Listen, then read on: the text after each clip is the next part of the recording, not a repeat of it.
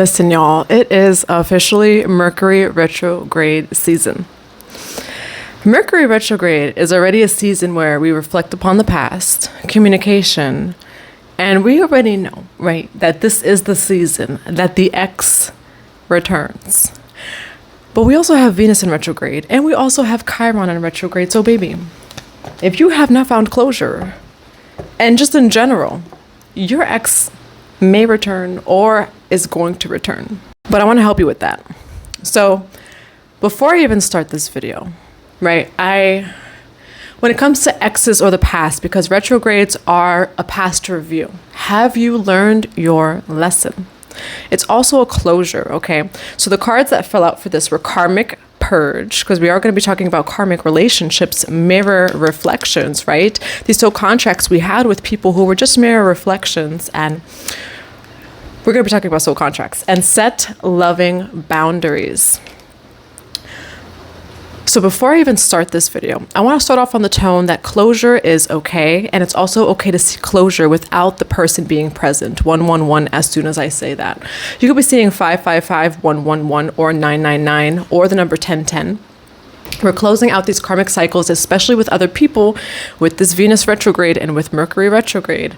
And we are moving into a brand new cycle. Okay, so you could have closure with people. Sometimes the ex comes back around for closure, and that's okay. Set loving closure, set loving boundaries. You can say no with love. You know, you could say, I wish you the best with love. I though want to stress that it's up to you to find closure. Sometimes that ex will not return, and you're the one who's holding on to the energy. Okay, and so find closure for yourself first. If someone comes back around for closure, great, but always find closure for yourself. You do your own forgiveness ritual. You forgive across all time, spaces, and dimensions, because the person won't always come back. And closure is self-accountability. It's great to have it from other people, and it really should be that way. But that's just not how life always works, and you hold your own self prisoner and victim when you don't seek closure for yourself. But let's talk about these karmic relationships and exes, okay? Mercury retrograde with Venus retrograde, those exes are probably going to return. So how do we navigate this? 1, call back your energy from all karmic relationships in all time, spaces, dimensions, and realities with love, with grace, and with forgiveness. Cut cords with all karmic relationships in all time, spaces, dimensions, and lifetimes and realities for your highest good, for the highest good of all involved, and for the spiritual benefit of all beings. Now, you can say those exact words. You can also write your own words.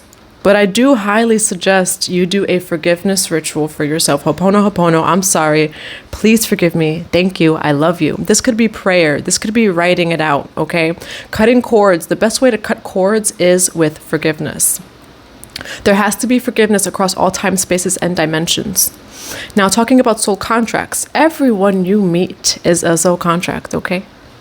Everyone that you meet is a soul contract with some sort of learning, which may be dharma, right? Maybe it's, I don't want to say good, because nothing's good or bad. Karma is not good or bad, but karmic means lessons, okay? So these karmic relationships, which they may feel great at first, they may have had a lot of love in there, right? But it was karmic lessons. Are you going to continue on the karmic wheel of karma and learning lessons, or are you ready for your new cycle, 1010? Are you ready to be open and ready to receive the new? You have to make room. Now, especially for those who are manifesting a new love or new partner or things like that, you need to cleanse your energetic field from your exes. That's something that at this point in my journey, I'm really happy to say that, like, I'm really good with that. I have a mean, stiff arm. I have a really mean, stiff arm because, so for example, I wear this ring every single day. And sometimes people have asked me, like, are you married? I am married to God. I'm married to my highest self. I am in union with myself. And this is that promise to myself that I'm in union with my own inner masculine and feminine, and there's nothing that's going to break that. But with that, so like for me, when it comes to people, I understand that everyone has a role to play. Everyone has a role to play. You have a role to play. They have a role to play. We're all learning soul lessons through these mirror reflections of one another. Our ego, our humanness likes to attach to people. Well, I have such a history with this person. Well, I really care about this person. I really love this person. That person is you. When you love someone, it is never a loss. It is never a loss because everyone that you meet is just a reflection of you. And so that way that you love someone, the great sex that you shared with someone, the experiences that you shared with someone, that person just mirror reflected to you these things that were already inside of you. Through another person. Thank you so much for these reflections. The way that you loved another person, that is the love that's reflected, that's already within you. There is nothing that has been lost. Wow, you can experience the depth of that love. And you can experience that again. There is no loss. It's taken me a long time to get there because I am a lover. It takes me months. Like if I love someone, it takes me months to like I have to clear them in every single time, space, and dimension because I love to the soul, like I don't know if it's my Chiron and Scorpio in the first house, like that Scorpio first house, it's just so deep. And also I have so many Pisces placements, but I love and I love beyond the human, like I love your soul, you know? So I do understand that it can be hard to let people go or to release people. And I had someone one day when I was telling them, like, you guys really have a strong soul tie. You need to do like a cord cutting. But I don't want to, but then he's going to leave my life. Okay, so you're blocking your own blessings. It's never a loss. And sometimes these karmic relationships, 707 as I say that, are blocking you from money coming in, from new people coming in, even from that career coming in. Let me tell you. And then Venus retrograde, there's been a lot of breakups and things like that. It's very important to cleanse your energetic field, whether you're a man or a woman. If you're a woman, do the yoni steam, clear the womb.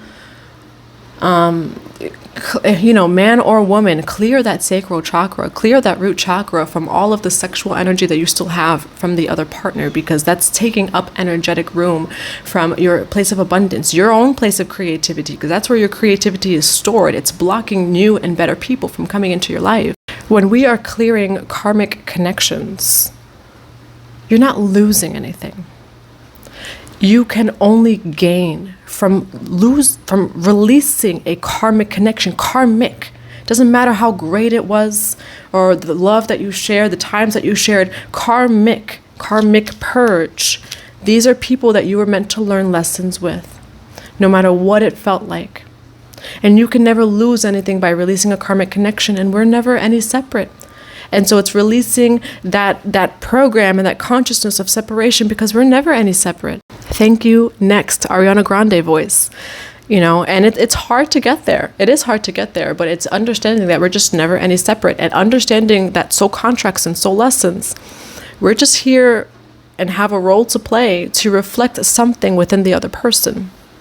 At the end of the day, we are here on a mission. You're here to live in your divine sacred expression. You're here to live your life purpose. And that's why I have this ring right here. Nothing, not even my own ego, my own self is going to get in the way of my own life purpose, my own life mission. I'm someone who's very focused. I cannot be distracted by my own ego and self, of me not living in alignment for myself. When it comes to karmic relationships, I'm at a point in my life where, like, if this is a karmic relationship, I don't care how much I want it or attracted to it, it's in the way of my life purpose. It's probably in the way of my beloved, and I'm loyal to someone who does not even exist, because my beloved is out there somewhere, and I can't have anything distracting me from. And beloved, the way that I see the beloved too, is like my life purpose. It's the masculine energy, which at some point may be a masculine energy without of me, but I'm not going to be distracted from that. And you holding on to something because it validates your inner child, and it gives you validation, and it makes you feel good, and all of those different things, it's distracting you. It's keeping you away from your highest truth, love, blessings, abundance, mission, purpose, and all of that. Mercury retrograde is here, baby, and we are ready.